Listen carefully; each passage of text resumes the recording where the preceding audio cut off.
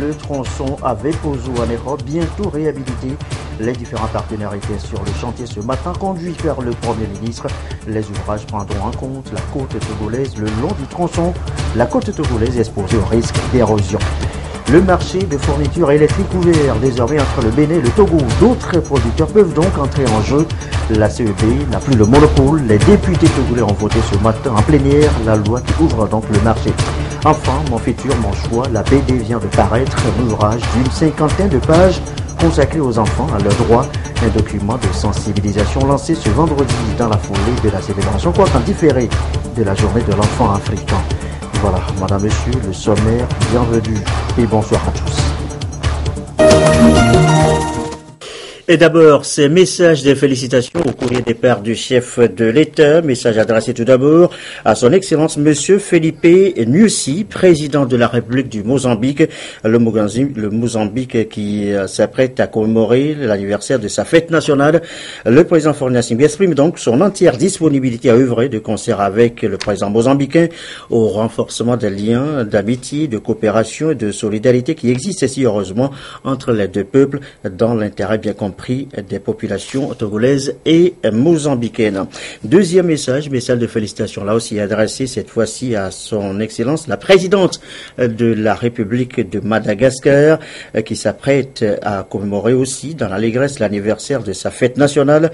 Puissent nos efforts communs contribuer au renforcement des relations d'amitié, de coopération et de solidarité qui existent si heureusement entre nos deux pays et à la promotion de nos valeurs communes de paix et de sécurité pour une Afrique davantage intégrée, unie et prospère, écrit en substance le président Faure Gnassingbé. Le président Faure Gnassingbé qui écrit enfin à son homologue Madame Kolinda Grabar-Kitarović, présidente de la République de Croatie, qui célèbre en ce jour l'anniversaire de la fête nationale de son pays. Donc, je voudrais saisir, avec le président Faure Gnassingbé, cette heureuse occasion pour saluer l'excellente qualité des relations d'amitié et de coopération qui existent si fort heureusement entre la Croatie et le Togo et souhaiter vivement de les voir se renforcer et se diversifier davantage dans l'intérêt bien compris de nos populations respectives, écrit là aussi le président Faure Gnassingbé à son homologue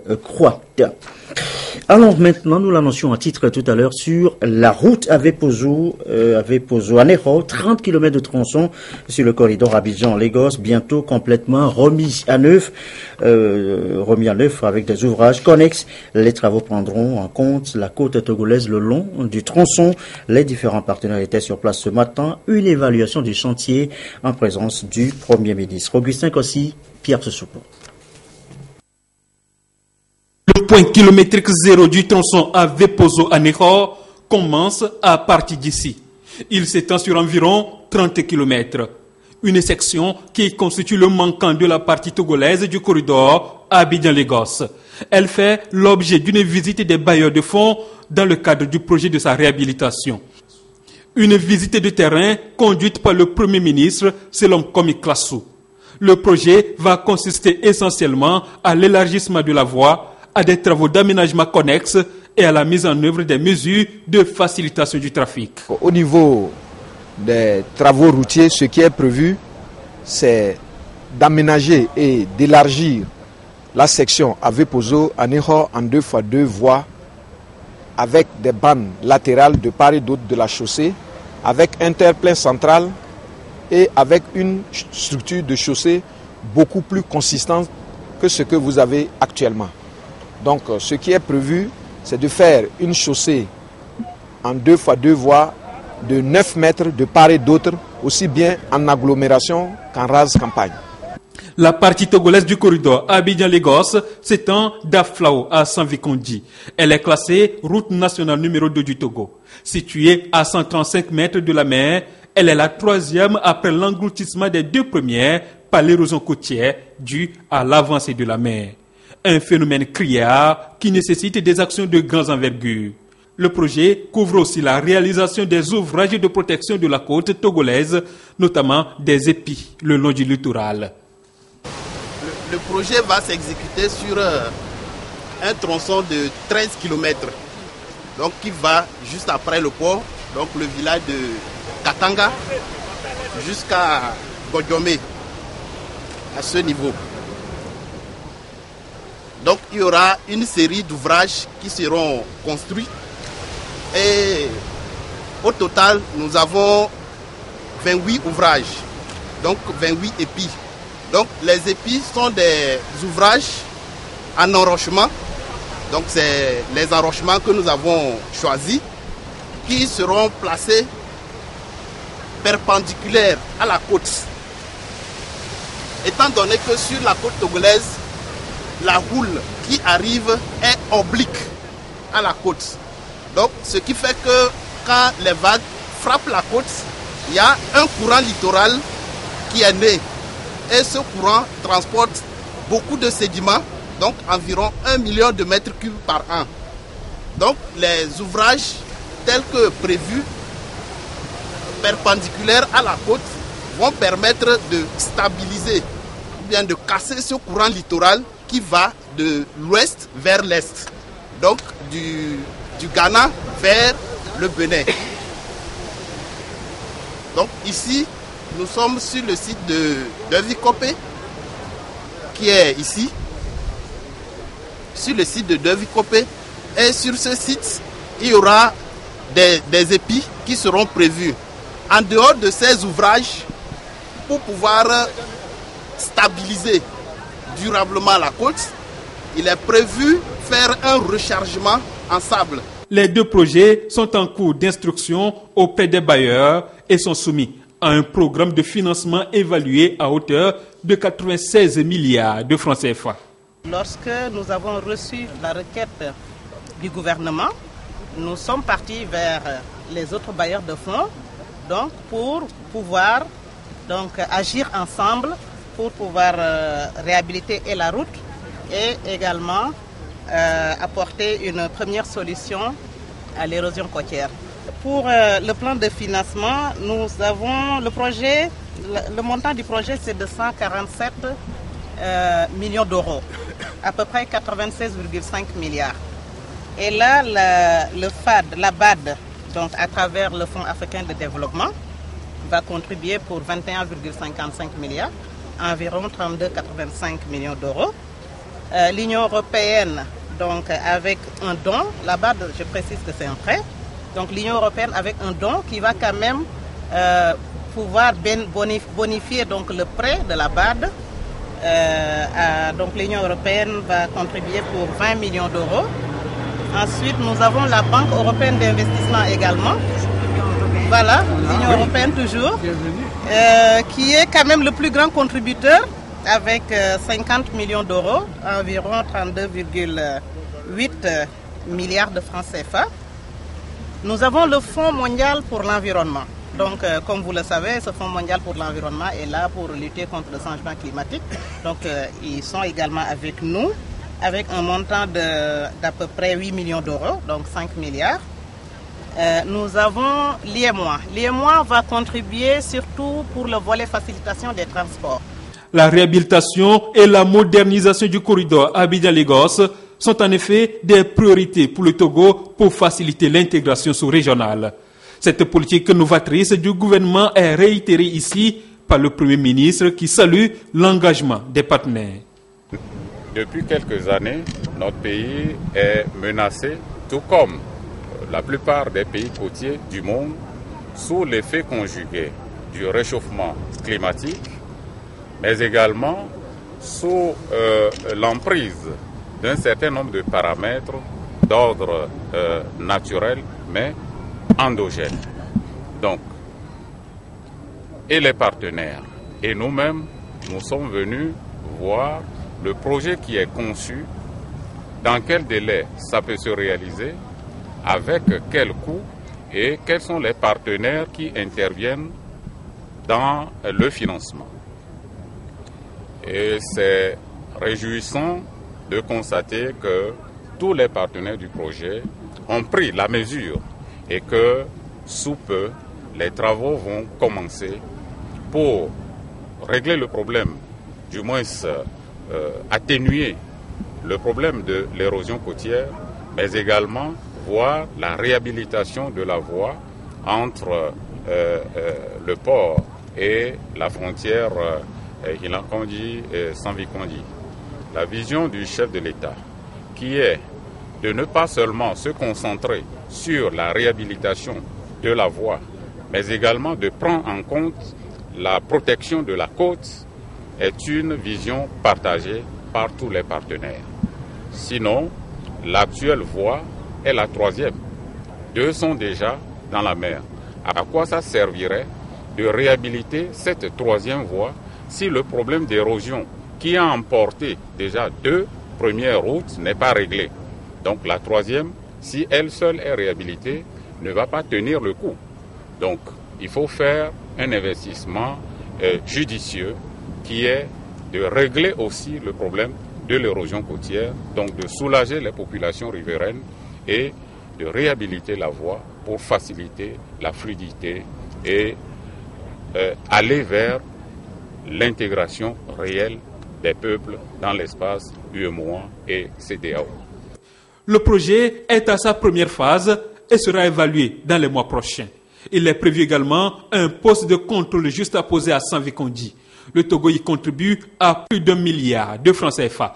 Cette visite des bailleurs prend en compte non seulement des promesses de financement de la BAD, de l'UE et de la BEI, mais aussi les résultats des requêtes de financement adressées aux autres bailleurs. La phase d'approbation est attendue en novembre prochain. Et voilà le tronçon avec Pozo Anéro sur la route de l'intégration sous-régionale. Parlons-en justement encore avec la situation économique et monétaire dans l'espace UEMOA, précisément au 31 mars 2016. À quoi elle ressemble concrètement pour les populations? On va en savoir un peu plus avec l'ouverture ce vendredi du Conseil des ministres de l'Union. Les travaux prennent fin demain. La cérémonie d'ouverture ce matin. Esther Laclé.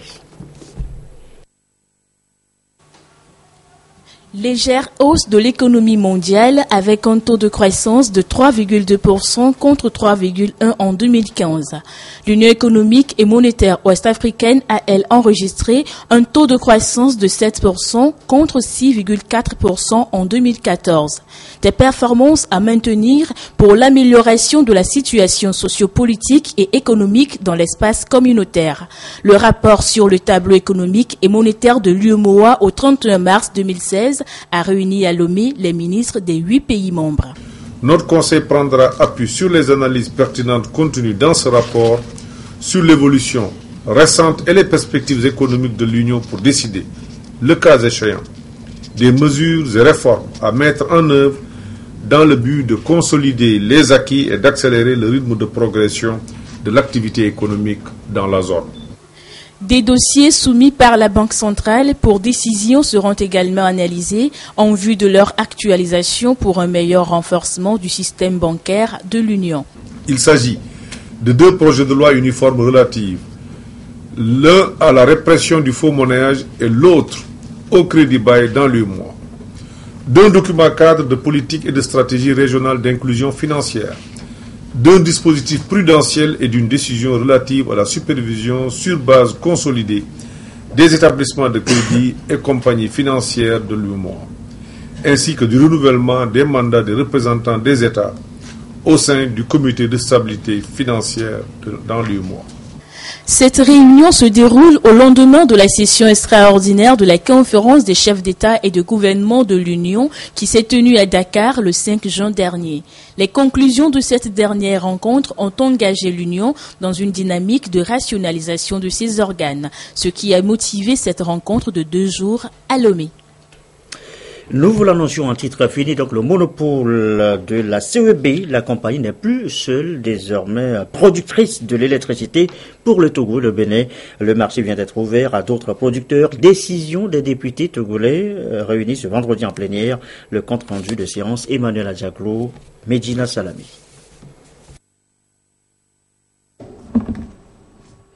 C'est à l'unanimité que les députés ont voté le projet de loi autorisant la ratification de l'accord international bénino-togolais de l'électricité de 2015, modifiant l'accord international portant Code bénino-togolais de l'électricité de 2003.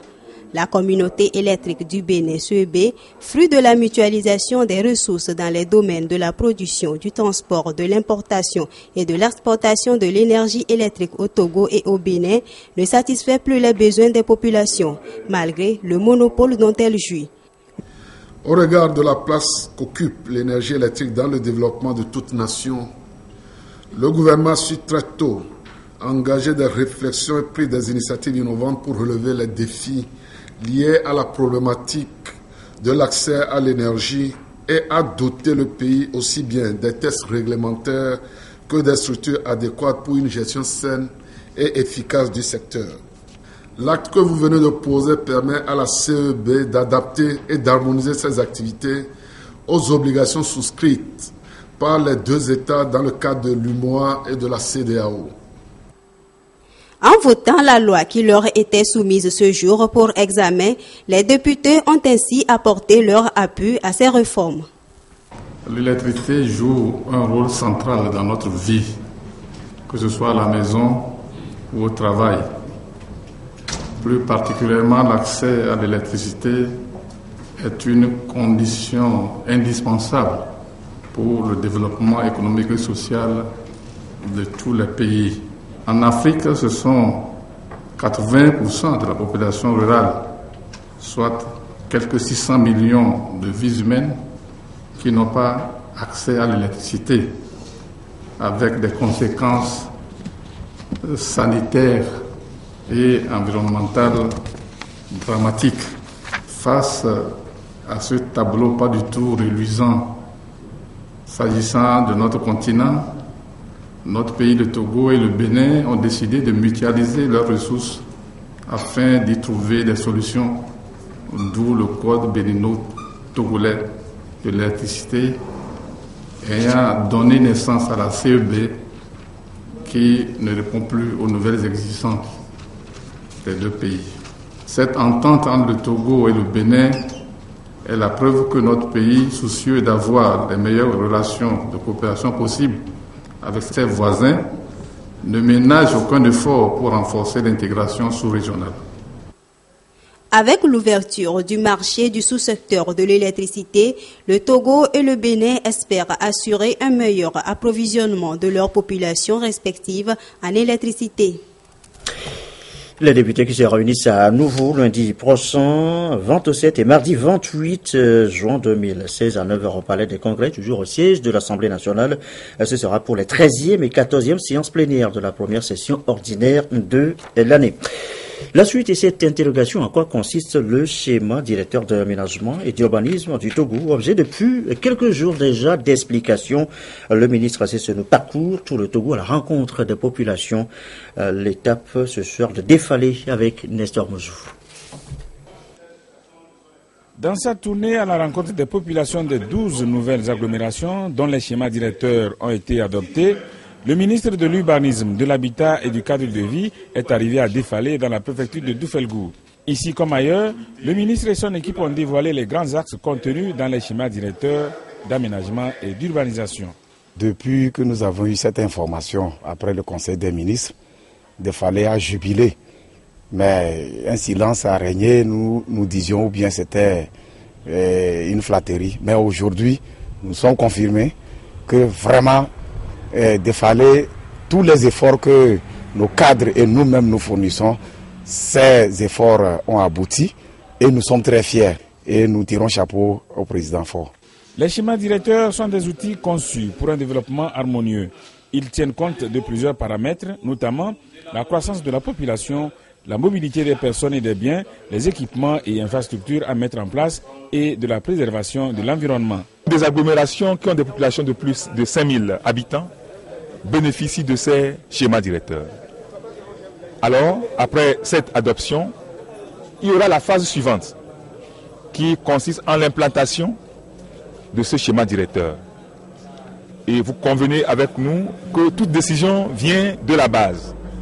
Et le problème de schéma directeur impliquant le problème de terrain et de terre, il était nécessaire que le ministère de l'Urbanisme et de l'Habitat vienne auprès de ces populations bénéficiaires pour expliquer, échanger, recevoir leurs suggestions, afin que cette implantation se fasse dans un climat de paix. Cette rencontre à Défalé sur le schéma directeur d'aménagement et d'urbanisation intervient au moment où la localité vit une tension due justement aux problèmes fonciers. Nous venons de quitter la réunion à Niantougou où nous avons eu à rencontrer tous nos parents qui sont concernés par ces petits problèmes. Nous leur avons dit qu'effectivement le gouvernement n'est pas inconnu du gouvernement et le gouvernement travaille là-dessus. Nous sommes venus pour leur dire que tout problème doit avoir une solution et l'État a cela en étude. Nous devons faire doucement, essayer de comprendre et de nous entendre. Nous sommes obligés de vivre ensemble. Défalé est la 10e étape de la tournée du ministre Sessenou. Il lui reste 2 étapes. Celle-ci concerne la région des Savanes.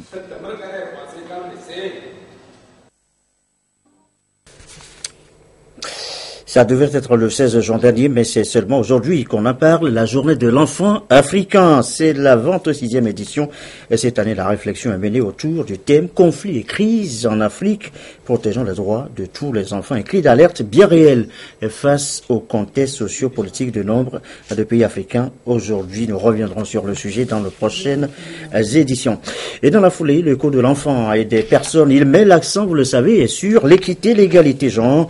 Ce n'est pas toujours évident. Alors GF2D fait une explication de test. Le cas ce matin encore à la mairie de Lomé pour la mairie de Lomé sensibiliser sur cette question de parité dont on parle beaucoup, surtout lors des mariages à l'état civil. De Douaré, Antoinette Omavor. Le Togo fait partie des pays qui ont modifié le code des personnes et de la famille. Pour assurer une meilleure connaissance de ce nouveau code et réfléchir sur sa mise en œuvre effective dans les familles, le GF2D et la Banque mondiale ont réuni les principaux acteurs clés, notamment les officiers de l'état civil, pour les informer et les former sur ces nouvelles dispositions. Le nouveau code a insisté sur la liberté de mariage, donc qui interdit le mariage précoce. L'âge de mariage est le même pour l'homme et la femme, 18 ans. Au niveau du statut de chef de famille, le code a évolué en prévoyant plutôt la direction conjointe de la famille, de sorte à contribuer à renforcer entre les époux le partenariat en matière de gestion de la famille, pour que à travers le mariage, les droits des femmes soient respectés.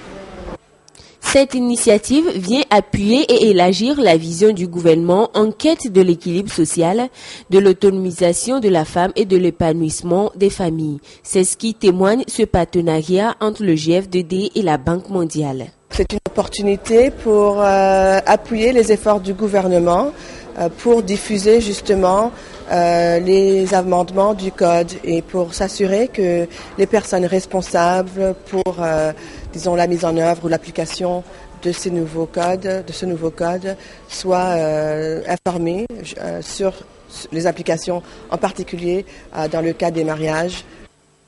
Plusieurs programmes et stratégies sont en cours pour renforcer davantage la position du Togo au sein des pays qui prônent l'égalité du genre dans les familles.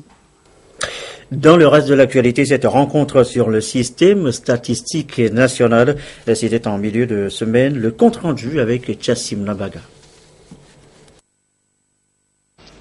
Le Togo veut se doter d'une nouvelle stratégie nationale de développement de la statistique, dite de deuxième génération pour la période 2017-2021. Le processus requiert avant tout l'analyse du système statistique national en vue d'identifier ses faiblesses, ses atouts, les défis et les perspectives. Ceci en rapport avec la stratégie de croissance accélérée et de promotion de l'emploi et les objectifs de développement durable. Une étude a été élaborée dans ce sens. Le rapport est soumis à validation au cours de cette rencontre. Pour l'élaboration d'une SNDS, une stratégie nationale de développement de la statistique, il y a des étapes, il y a plusieurs étapes. La première étape, c'est de produire le diagnostic du système statistique national. Nous avons pu, dans cette première étape, élaborer le rapport diagnostic du système statistique national. Bon, une chose est de l'élaborer, mais l'autre chose est de le valider. Et pour le valider, il faut que ce soit tout le système statistique national et les autres parties prenantes qui qui doivent procéder à cette validation.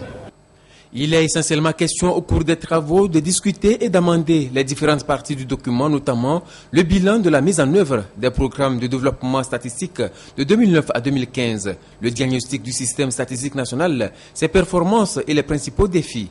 L'élaboration de ces rapports a bénéficié de l'appui technique et financier de l'Union européenne. Également dans l'actualité, la visite d'une délégation de 25 entreprises togolaises en Chine. Sur place, elle a pris part, cette délégation, à la Convention Chine-Afrique, mais on retient surtout les accords de partenariat signés ici, la Lucassie, avec Charlotte Moussime. À cette Convention Chine-Afrique 2016 qui s'est tenue à Shanghai, Ningbo et Hiyu, en terre chinoise, le Togo s'est fait représenter par une forte délégation de 25 entreprises conduite par le président de la Chambre du commerce et d'industrie du Togo, CCIT. Les petites et moyennes entreprises PME ont pu nouer des relations commerciales et créer des partenariats d'affaires. Des rencontres B2B, des visites d'entreprises et de grandes surfaces de commerce étaient au menu de cette convention. Un programme de partenariat de 1000 entreprises sino-africaines a vu le jour à la cérémonie d'ouverture. Il vise à établir sur une échéance de 5 ans des projets de coopération à long terme entre ces entreprises. En marge de ces activités, le président de la Chambre du commerce et d'industrie du Togo s'est entretenu avec le vice-président du Fonds de développement Chine-Afrique. J'espère que nous aurons plus d'opportunités dans le futur pour faire bénéficier nos fonds aux entreprises togolaises. À travers cette rencontre, il est ressorti clairement qu'ils sont prêts à financer nos entreprises.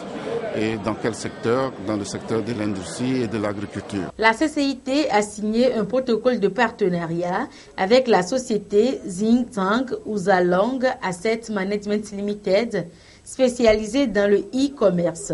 Celle-ci mettra sa plateforme à la disposition des entreprises togolaises pour la promotion de leurs produits.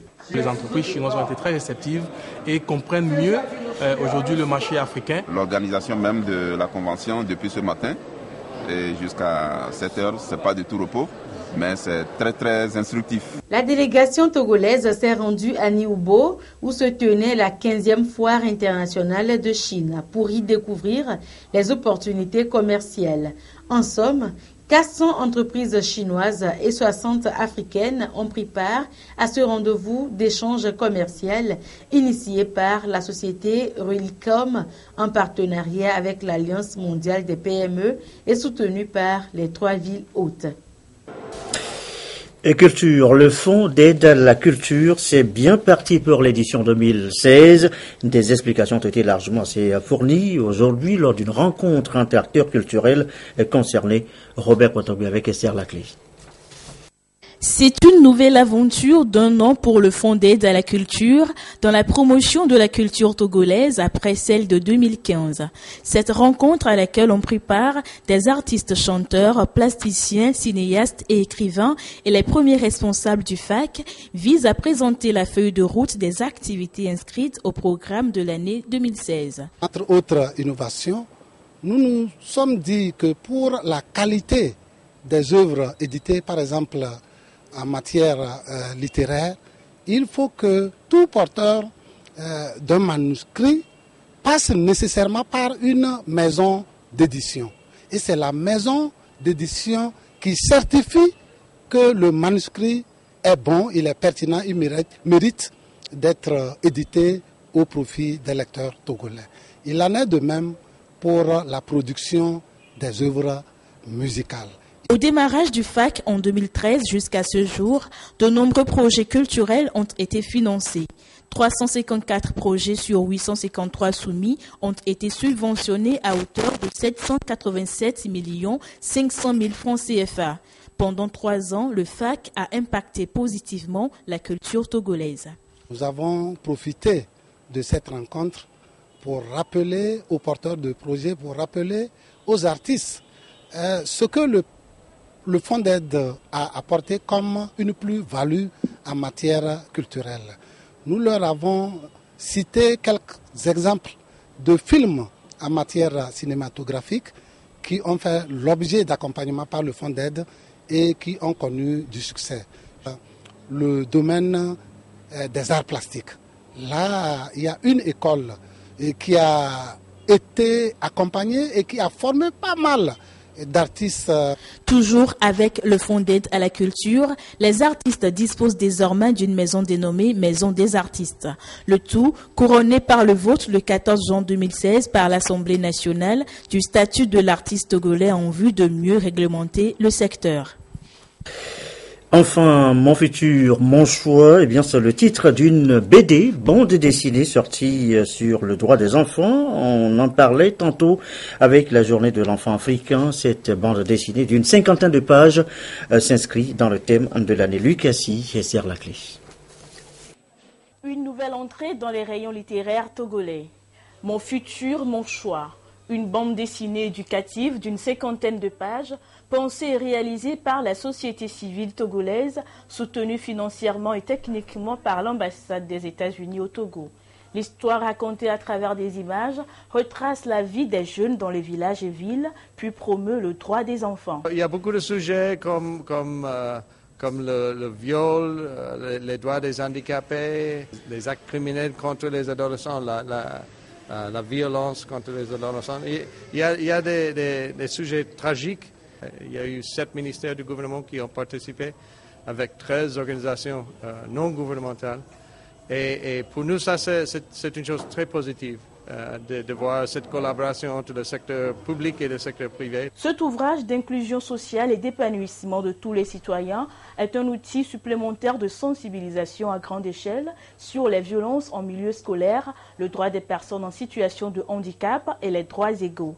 Elle relaie à peu près tous les messages que nous avons élaborés à notre niveau, relaie les actions que nous avons mises en œuvre à notre niveau pour assurer effectivement ces droits-là. Je sais que les enfants aiment beaucoup lire les bandes dessinées et je crois que cela va susciter un engouement à leur niveau, leur permettra de bien s'approprier leurs droits et surtout de savoir en cas de violence quelle est la conduite à tenir pour dénoncer et pour être prise en charge. Cette œuvre à la fois comique et instructive sera disséminée dans tout le pays pour expliquer et prévenir la maltraitance et l'abus à l'égard des enfants. À terme, ce sont plus de 50 000 jeunes, membres d'associations et d'écoles, qui seront touchés par les messages de Mon futur, mon choix. Ils se chargeront de relayer à leur tour l'information. Quelques communiqués avant de refermer cette édition du soir. Communiqué du ministre de l'Agriculture, de l'Élevage et de l'Hydraulique. Le ministre de l'Agriculture, de l'Élevage et de l'Hydraulique porte à la connaissance de toute la population togolaise qu'il a été enregistré ces derniers jours des mortalités massives de porcs dans les villages d'Elavagno et de Lama Karakopé, préfecture de l'Est Mono, d'Alejo, préfecture d'Assoli, de Mandjatom, préfecture de la Bina. Les résultats des analyses réalisées par le laboratoire central vétérinaire de Lomé sur les porcs résiduels se sont révélés positifs, confirmant ainsi la présence du virus de la peste porcine africaine. Le ministre rappelle à toute la population togolaise en général et celle des préfectures de l'Est Mono, d'Assoli et de la Bina en particulier que la peste porcine africaine est une maladie animale qui attaque uniquement les porcins domestiques et sauvages. Elle cause de fortes mortalités dans les élevages de porcs et n'a aucun effet sur la santé humaine. Elle engendre néanmoins des conséquences économiques graves pour les éleveurs. Et pour faire face donc à cette situation, eh bien, des mesures urgentes sont prises à partir de ce jour pour éradiquer cette crise sanitaire. Ces mesures sont les suivantes: le recensement des foyers de porcs infectés, l'abattage des animaux contaminés, la désinfection des milieux contaminés, l'observance des mesures sanitaires et hygiéniques, l'interdiction totale de la divagation et la circulation des porcs et des produits de porc pour une durée de 3 mois dans les préfectures concernées, la claustration stricte des porcins sur l'ensemble du territoire national et l'indemnisation des éleveurs dont les animaux ont fait l'objet d'abattage sanitaire. Le ministre appelle toute la population en général et les éleveurs en particulier à plus de vigilance et au respect scrupuleux des mesures sanitaires et des règles élémentaires d'hygiène conformément à la loi de la police sanitaire en vigueur au Togo. Le ministre compte sur la bonne compréhension et la collaboration de tous les acteurs concernés pour le strict respect de ces mesures sanitaires. Autre communiqué conjoint, celui-là, communiqué conjoint du ministre de l'Agriculture, de l'Élevage et de l'Hydraulique, président du Comité national de la transhumance, le ministre de la Sécurité et de la Protection civile et le ministre de l'Administration territoriale, de la décentralisation des collectivités locales. Il nous a été donné de constater que malgré le communiqué interministériel annonçant la fin de la période de la transhumance pour le 15 mai 2016 et demandant aux transhumants de replier dans leur pays d'origine, certains bouviers transhumants résident encore sur le territoire national avec leurs troupeaux. Les ministres demandent impérativement aux présidents des comités préfectoraux de la transhumance de prendre d'urgence toutes les dispositions idoines en collaboration avec les forces de l'ordre de sécurité de tous les services techniques déconcentrés concernés pour refouler tous les troupeaux transhumants hors du territoire national dans un délai de 2 semaines.